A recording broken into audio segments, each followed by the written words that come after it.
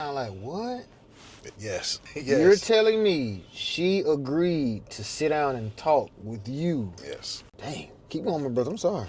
We sat down and talked, and we came up with the agreement, And I think the thing that was scary about it for her is not knowing or thinking that I would just take the kids and run, but that was never the intentions. Like, I always wanted to make sure that my kids had both of their parents, and they was close. I wanted me and my ex-wife to be cool so we could co-parent together, and that's the type of, I think, relationship now, because we went from hell to like everything's good now. Like, we like the best of friends. That's dope. If she needs something, I'm there. If I need something, she there. And That's a lot dope. of people find that hard to believe, man, or they think that it's still something going on, Yeah. but it ain't that. It's just we are looking out for the best interest of the kids, and that's what it is. And I think that's the problem with, I can't say, well, let me talk about what I speak on. In our community, bro, yes, if it seems as if it's chaos, good. They hate each other. They're not dealing with each other. Right. If something is good, they still got something going on. Yeah.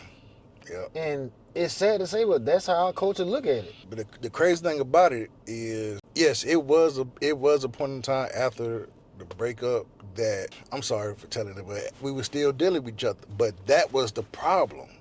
That's where the problem arose, because we were still dealing with each other, and we couldn't just get along for some reason. It was very toxic situation for both of us. But when we stopped dealing with each other, everything just fell in line. Everything fell in place, and it was beautiful. I wish I had the same story, my brother, but a lot of guys don't have your story to tell when it comes to their children living with them.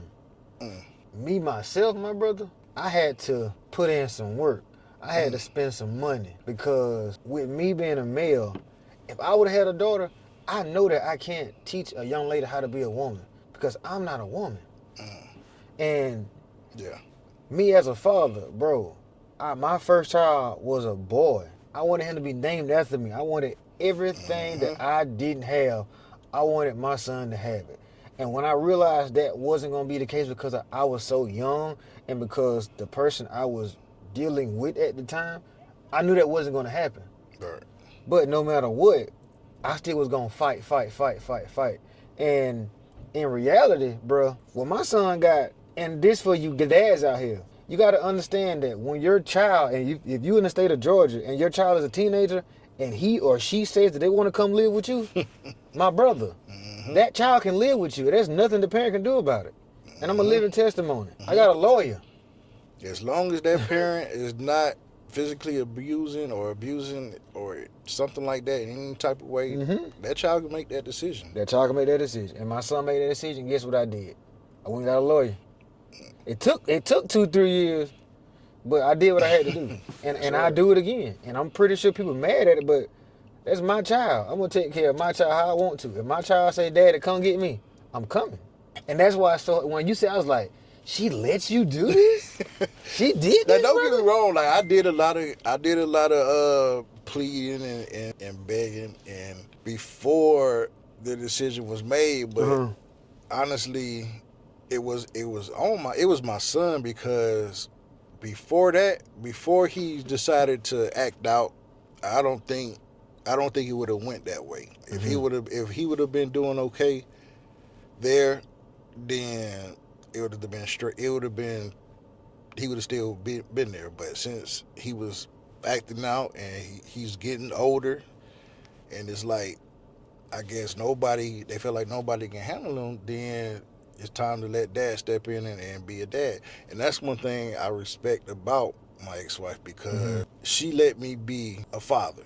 And that's very important. I think that comes from, her growing up in her 2-parent household, and I think that had a lot to do with it. So, I respect her for that, and I respect her parents for, helping along with that route or that case. So, I appreciate it. I'm not gonna get into my story, but yeah, bro, that's dope, my brother. I like it. I appreciate it. I appreciate you, man, for letting your children Go be with their father. Because at the end of the day, just because your children want to live with the other parent does not mean you're a bad parent. It doesn't. It doesn't at all. But what makes you a bad parent is when your child wants to go live with the other parent and you deny that child that, you're a bad parent. But see, this is the thing too with it, man. They always say the child should go to the parent in the best situation. That ain't true. Just at the time, that was the best situation. Right. Like I said, I didn't have to work, so I had nothing but time but to be there for the kids. So like, what else was I doing? I could just raise my kids. And we got to that understanding, and like I said, once we stopped all the fooling around, it's just everything fell into place and it worked itself out. But I'm keen on something you said. All right, for you to say it's all about the best situation for the child, we see so many instances that being with a particular parent is not in the best interest of the child. Yeah. Like, it's so crazy that... Because it's like, man, what really is the best situation of a child? What are we talking about? What are we talking about? Yeah, what are we like? Yeah, give me... And who's the judge on that for real? Like, right. Because all mothers are not good mothers. And all fathers are not good fathers. So, like, who gets to... It shouldn't be it's a automatic with the mom. She had her baby. I don't believe that either, but... Hey, you the best parent because you the mom. Like... No, I don't believe that fathers should have to fight for their kids. And when I say that, I don't believe, like, you should automatically have rights to your kids when that child is born, man. Right. Regardless of the situation, if you're married or not, we both sat down, made this baby. Right. You can take me to court to put me on child support, and even after you do that, I still have to go to another court to fight for my child. Yeah, but that's crazy. You got to fight. That's crazy. And bro. my thing is like, and I'm talking about social media. I've seen it to where social media says, if you put a father in the same shoes as a woman, the father will fold every time. No, that's not true, because if you put the mom in the situation of the father, I'm not 100% true that the woman that want to fight for a child.